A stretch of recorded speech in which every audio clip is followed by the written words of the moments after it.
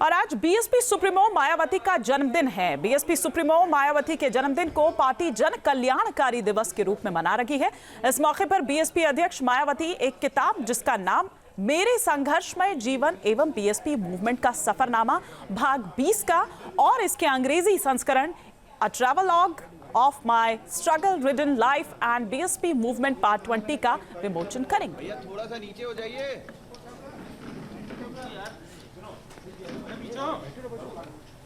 अरे पीछे हो जाओ यार, हम इसलिए खड़े होकर झुक गए। यार आप हटाइए इनको। अबे यार बैठ जाओ भैया, भैया हट जाओ भाई, बैठ जाइए। ठीक है,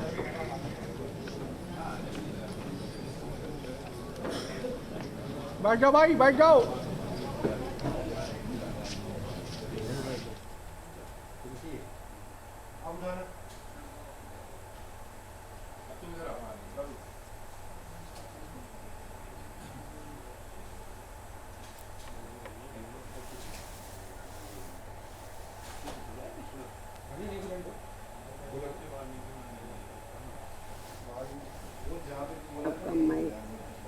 इससे आपको वो कैमरा को दिक्कत तो नहीं आ रही?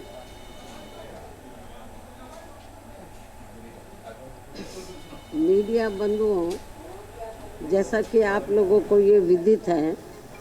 कि आज मेरा खुद का अपना जन्मदिन है और इस शुभ अवसर पर सबसे पहले मैं मीडिया बंधुओं को, मैं पूरे देशवासियों को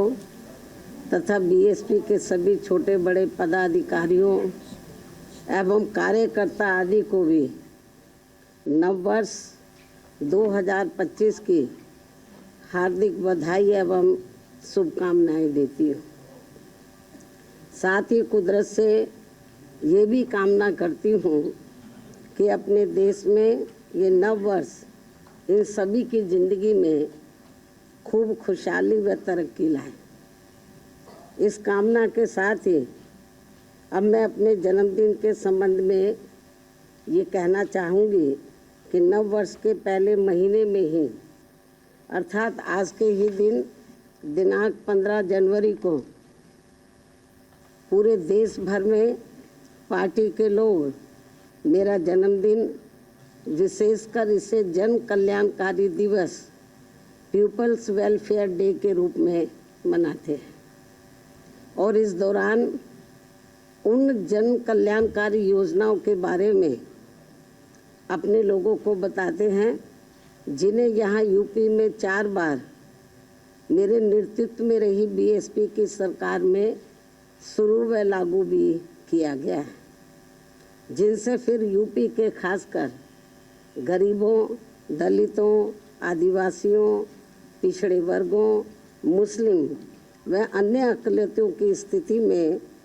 काफ़ी कुछ बदलाव भी आया है, सुधार भी आया है और अब उन योजनाओं की देश में दूसरी पार्टियों की राज्य सरकारें भी काफ़ी नकल कर रही हैं, लेकिन इन लोगों के प्रति उनकी नीति व नीयत साफ नहीं होने की वजह से फिर ये सरकारें इन्हें कोई विशेष लाभ नहीं दे पा रही हैं। इतना ही नहीं बल्कि मेरी सरकार द्वारा यहाँ मजदूरों, बेरोजगारों, किसानों, व्यापारियों व अन्य मेहनतकश लोगों के साथ ही युवाओं, महिलाओं, बुजुर्गों एवं विकलांगों आदि के हितों में भी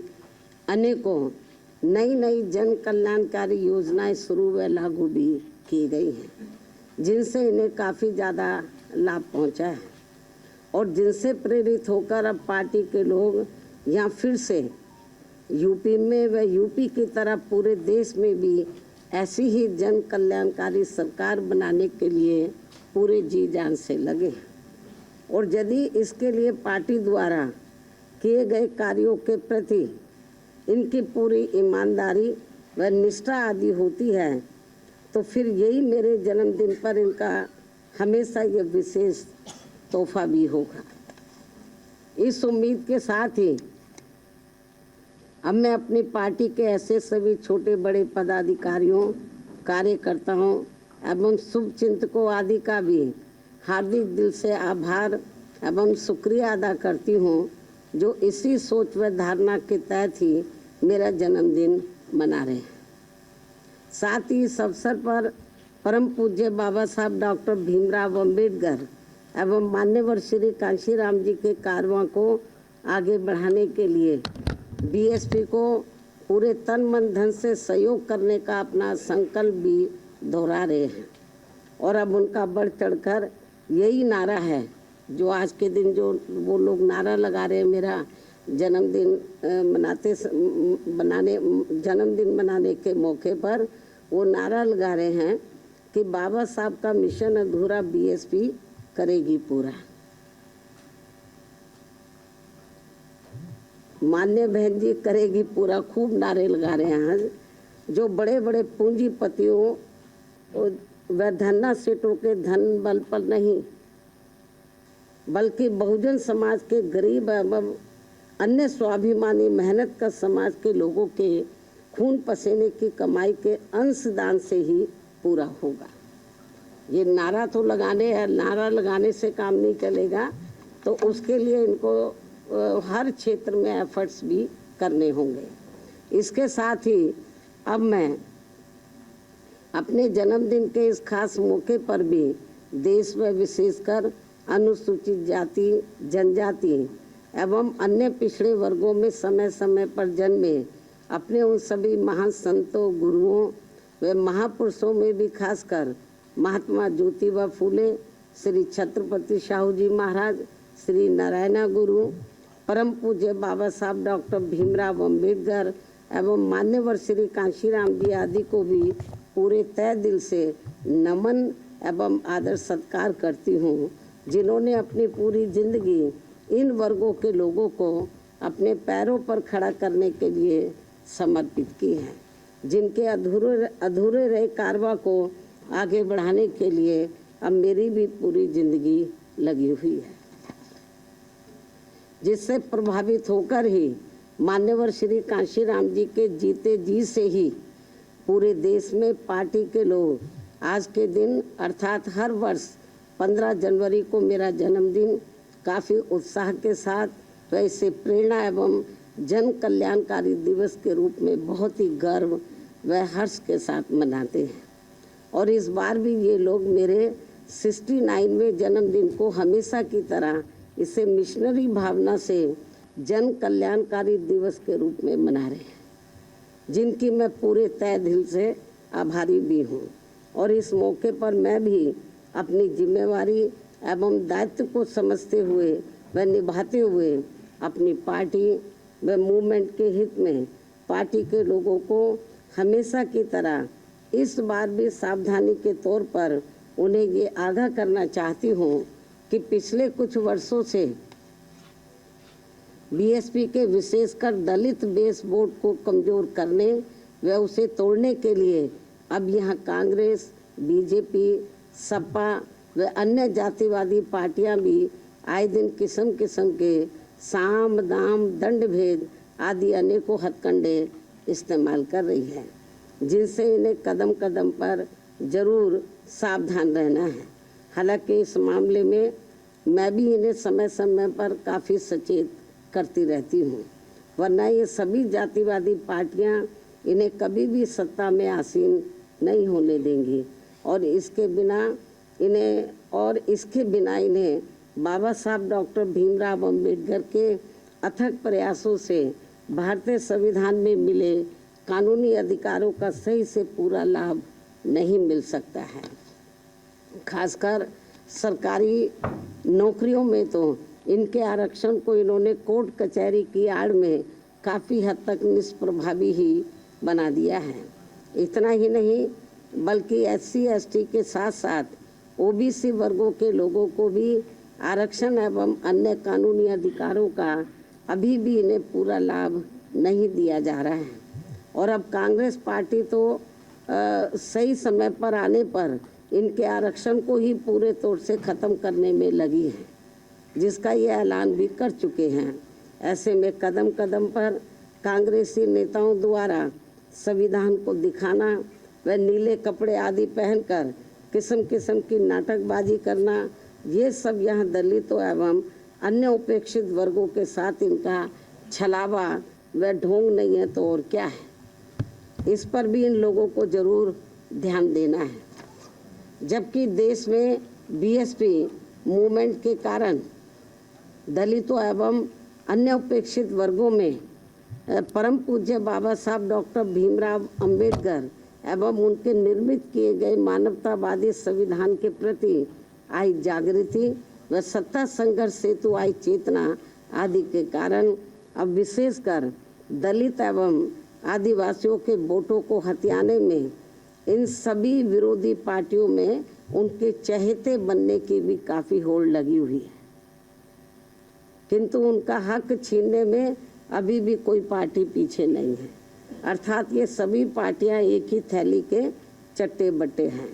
और जिस प्रकार से जातिवादी सोच व द्वेष के तहत चलकर कांग्रेस पार्टी की सरकारों में बाबा साहब डॉक्टर भीमराव अंबेडकर सहित बहुजन समाज के अन्य सभी महान संतों, गुरुओं व महापुरुषों का हर स्तर पर उपेक्षा व अनादर किया गया है तथा उनके अनुयायियों की हर स्तर पर अवहेलना की गई है, वह किसी से छिपा नहीं है और ना ही दलित एवं अन्य उपेक्षित वर्गों के लोग उसे कभी भुला सकते हैं। और इस मामले में भाजपा व उनकी सरकारें भी कोई पीछे नहीं हैं, बल्कि जिस प्रकार से इस पार्टी के वरिष्ठ मंत्री ने संसद में बाबा साहब का अपमान किया है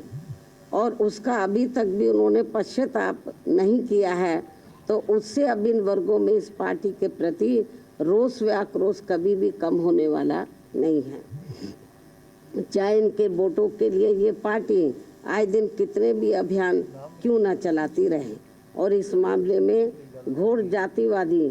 चाल, चरित्र व चेहरे वाली समाजवादी पार्टी भी विशेषकर दलित वोटों के स्वार्थ में अपना रूप थोड़ा बदला दिखाने के लिए आए दिन किस्म किस्म के हथकंडे इस्तेमाल करने में लगी रहती है। जबकि यूपी में इनकी सरकार में दलितों के प्रति अन्याय, अत्याचार व इनके महापुरुषों का हुआ अपमान आदि को भला कौन भुला सकता है। इससे ये स्पष्ट है कि बाबा साहब एवं उनके संविधान तथा उनके द्वारा मिले आरक्षण व अन्य संवैधानिक अधिकारों को लेकर दलितों एवं अन्य उपेक्षित वर्गों की राजनीतिक शक्ति बीएसपी से ही बन पाई है,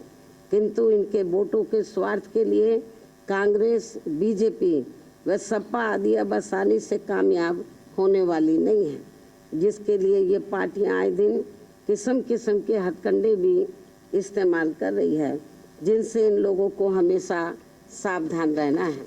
हालांकि इन वर्गों के साथ साथ अन्य सभी मामलों में भी केंद्र व राज्य सरकारों की अधिकांश चल रही गलत नीतियों एवं गलत कार्य प्रणाली की वजह से ही अब देश की जनता काफ़ी ज़्यादा दुखी व परेशान भी है, जो ये आए दिन ऐसी सरकारों के विरुद्ध काफ़ी आवाज़ भी उठा रहे हैं, जिनसे भी अब कोई हल नहीं निकल पा रहे हैं। ये भी बड़ी चिंता की बात है। रोटी रोजी के नए नए नियम कानून बनाकर उनकी आड़ में भी यहाँ बेरोजगारों को वर्षों तक नौकरियों से वंचित रखा जा रहा है। फिर चुनाव में उनका मुंह बंद करने के लिए इनको किस्म किस्म के लुभावने वायदे कर दिए जाते हैं, जिनसे इन्हें अभी तक कुछ भी हासिल नहीं हो पा रहा है। जबकि यूपी में हमारी पार्टी की 4 बार रही सरकार में हमने खासकर गरीब एवं बेरोजगार लोगों को किस्म किस्म के लुभावने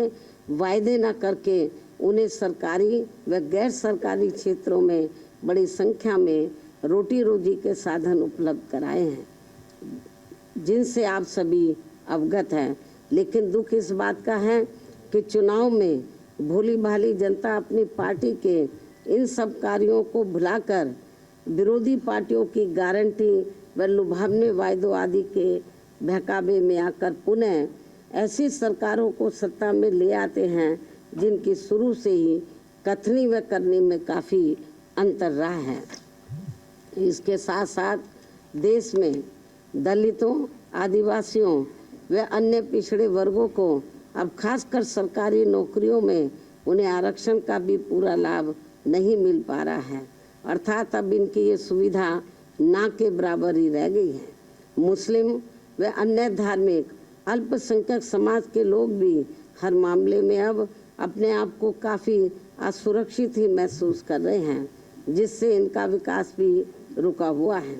केंद्र व राज्य सरकारों की भी गलत आर्थिक नीतियों के कारण आए दिन देश में गरीबी,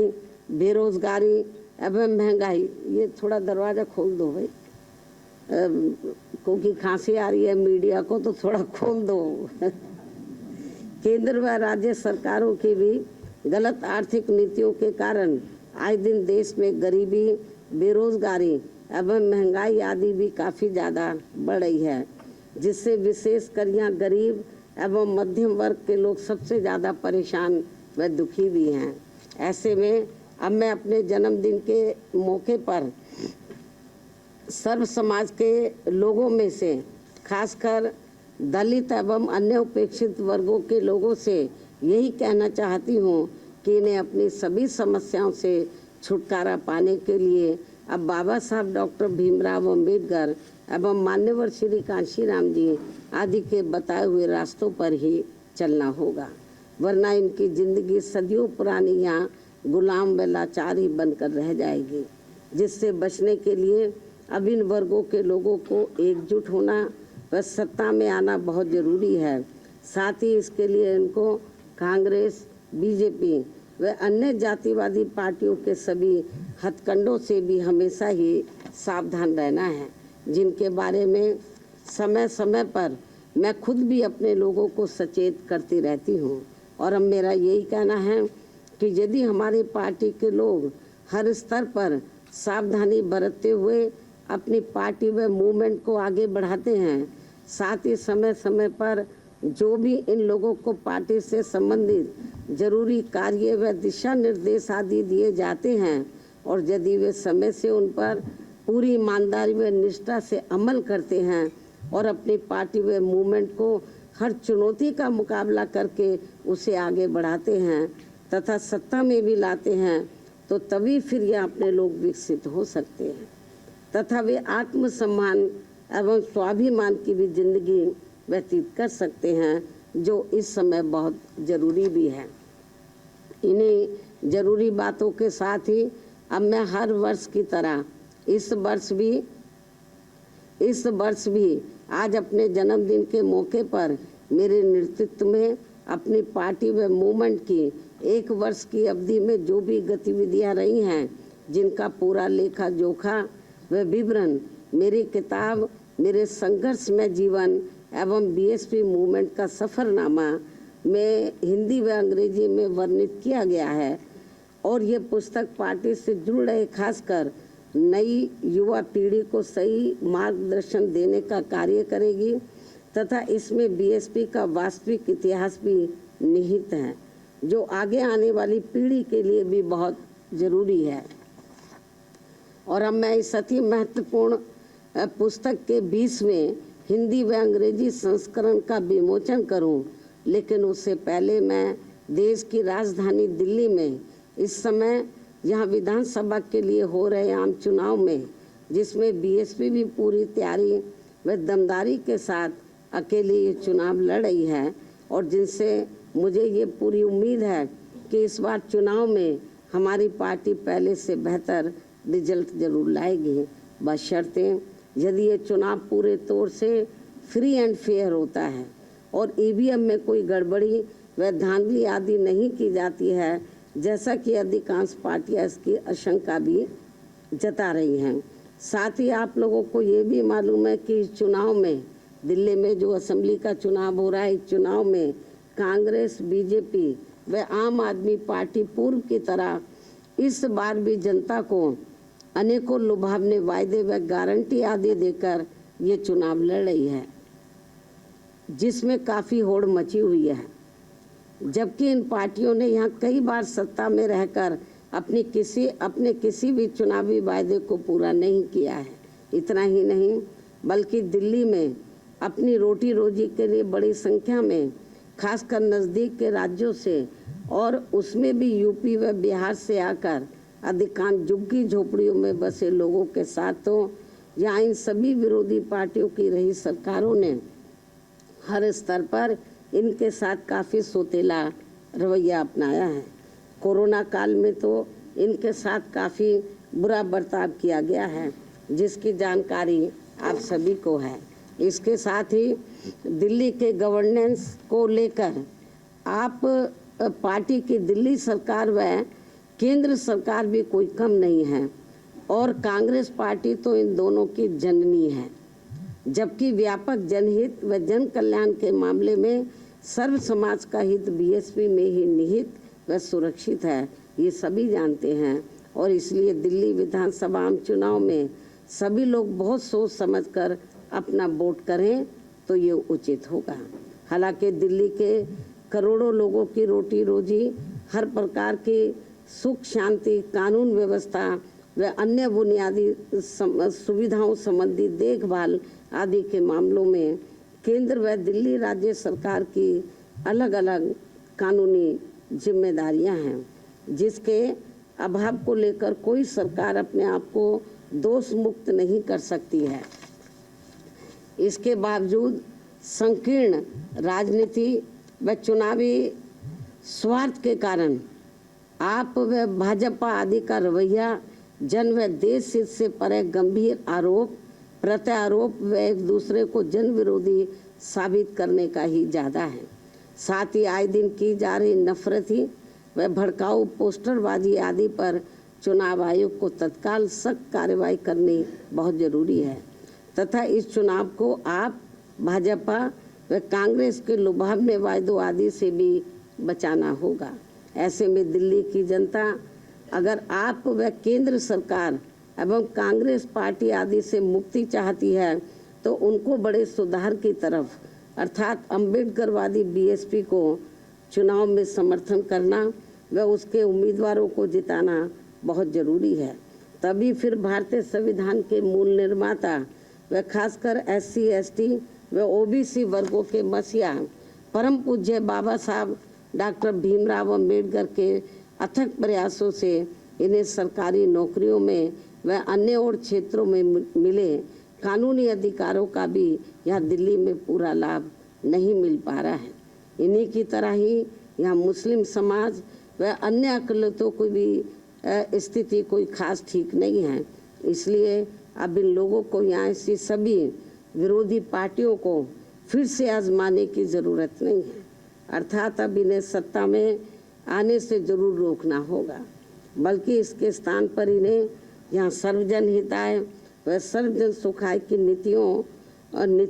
एवं सिद्धांतों पर आधारित अपनी एकमात्र हितैषी पार्टी बीएसपी को ही कामयाब बनाना जरूरी है। जो हमारी ये पार्टी यूपी में बीएसपी की 4 बार रही सरकार की तरह ही यहाँ दिल्ली में भी सर्वजन हिताय व सर्वजन सुखाय की नीतियों एवं सिद्धांतों पर आधारित ही सरकार चलाएगी, जिसके लिए मेरे दिशा निर्देशन में यहाँ पार्टी के यानी कि दिल्ली में जिसके लिए मेरे दिशा निर्देशन में यहाँ पार्टी के नेशनल कोऑर्डिनेटर श्री आकाश आनंद के नेतृत्व में पार्टी दिल्ली यूनिट के लोग तथा अन्य वरिष्ठ पदाधिकारी भी पूरे जी जान से लगे हैं। और ऐसा हो जाने पर ही तभी फिर यहाँ बाबा साहब डॉक्टर भीमराव अम्बेडकर एवं बीएसपी के जन्मदाता व संस्थापक मान्यवर श्री कांशीराम जी का भी अधूरा रहा सपना जरूर साकार हो सकता है। इस भरोसे के साथ ही अब मैं अपनी पार्टी के लोगों से यहाँ दिल्ली विधानसभा आम चुनाव में व कुछ ही महीनों के बाद फिर बिहार प्रदेश में भी होने वाले विधानसभा आम चुनाव में अपनी पार्टी का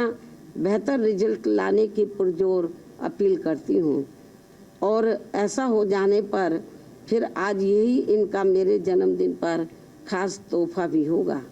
अब मैं अंत में अपनी पुस्तक का हमेशा की तरह आज अपने जन्मदिन के शुभ अवसर पर विमोचन भी कर रही हूँ। यहाँ विमोचन अब मैं कर रही हूँ तो अब मीडिया लोग ऐसे बैठे रहे तो ज़्यादा अच्छा है।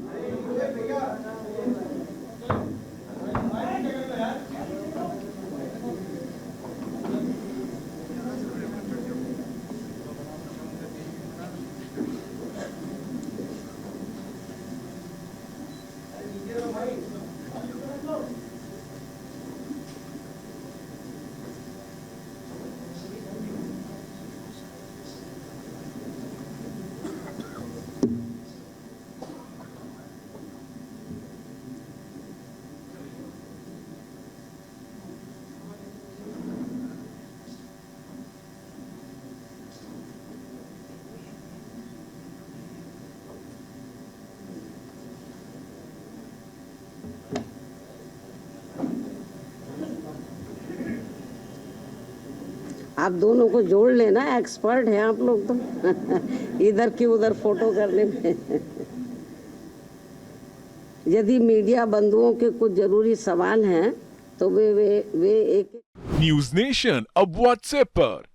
खबरों के ताजा अपडेट के लिए न्यूज नेशन के इस QR कोड को स्कैन करें।